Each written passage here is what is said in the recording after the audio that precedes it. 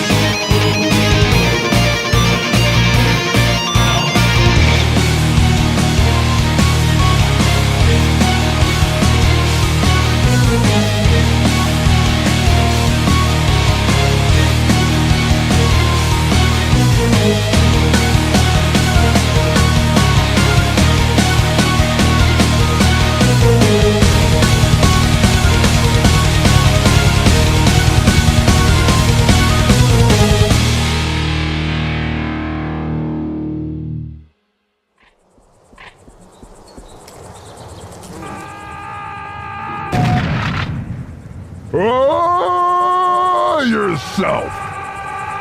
Uh-oh. Sam, I am.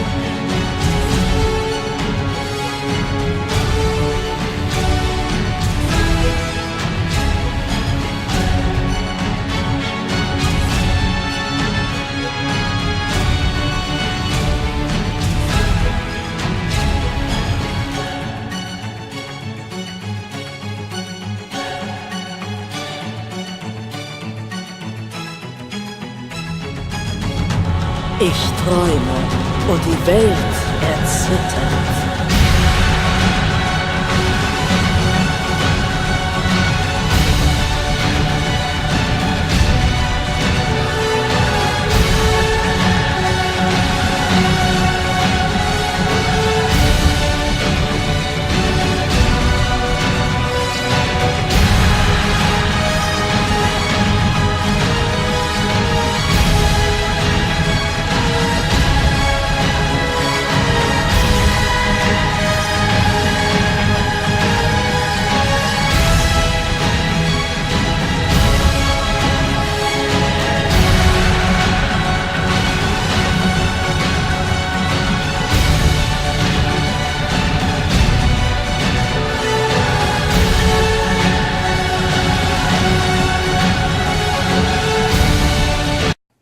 Fazer na match. Fazer. Say again. Fazer na match. Fazer na match. Boom.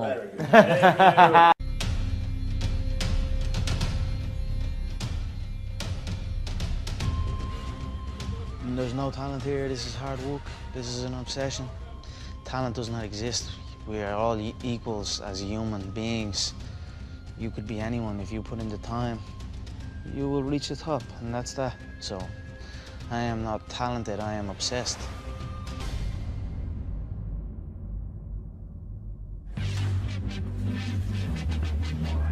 Give it up for the notorious Conor McGregor! There's two things I really like to do, and that's whoop ass and look good, and I'm doing one of them right now, and Saturday night, I'm gonna do the other. I'm gonna wipe out everyone in this division, I said that, and I will do it. He's a little short-ass twerp, and I look forward to punching a hole in his face. I'm gonna hand him my spit bucket, tell him to go back and spit shine that belt, and bring it back here as they're ready for me to take it. I'm sitting up here with my feet on the desk. What's anyone up there gonna do about it? Not one of you are gonna do anything about it.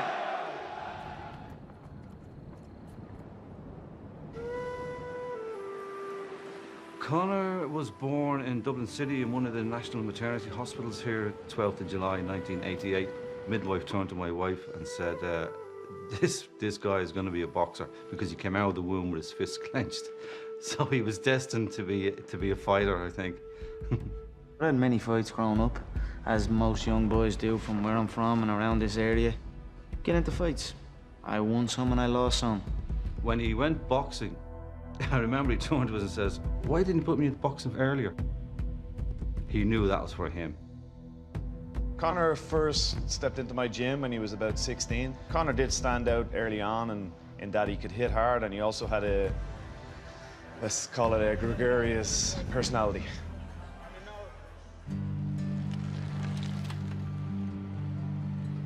I was thrown into a plumbing trade. Give a about plumbing, didn't know anything about plumbing. I just went on that site because culture told me that that's what I have to do. I'd done it for a while, and then I realized this is not what I want to do. It's like, this is not what I want to do, then what the f am I doing it for? And I walked out, 18 months in maybe. There was a concern there for us, for his mother and father. We didn't know what he was going to do, to be honest with you. Early on, obviously didn't know what it was. I couldn't look to my mother and say, hey, this Irish man done it. I'm gonna follow in his footsteps, because there was no footsteps. I had to create my own footsteps and follow them. They were a little unsure at first, but they supported me, and they knew I would do it. If I said I'd do it, I'd do it, so. I was actually in Ireland, and people kept coming up to me and talking about Conor McGregor. Have you ever seen Conor McGregor fight? Have you ever heard of Conor McGregor? Well, I came back to Vegas and talked to the matchmakers, and they had heard of him. So I flew him out from Ireland. He and I went out to dinner. He told me he's on what's called the dole, which is basically unemployment over there. When I left that dinner, I said, I don't know if this kid can fight, but if he can even fight a little bit, he's going to be a huge star.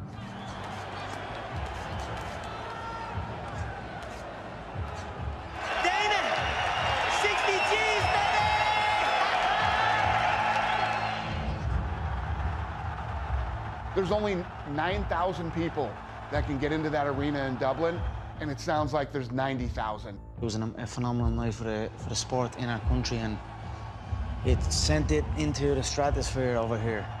We're not here just to take part, we're here to take over. He wasn't in the UFC to make up numbers. He wasn't there to be a token Irish guy. He was there to take over, and that's what happened over the last 12, 24 months. The numbers don't lie.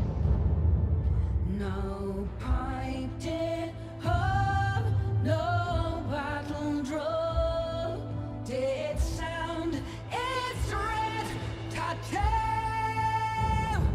but the Angelus bells or the Livy swells rang out in the foggy dew.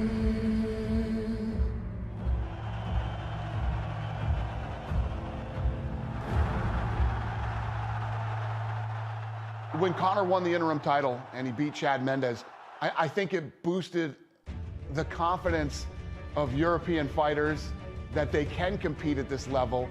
You know, these guys will come up every once in a while that have that it factor, that thing that other people are attracted to. He speaks well, he's very funny, he's a home run. I'm the real champion. At the King of Dublin, yeah? You're looking at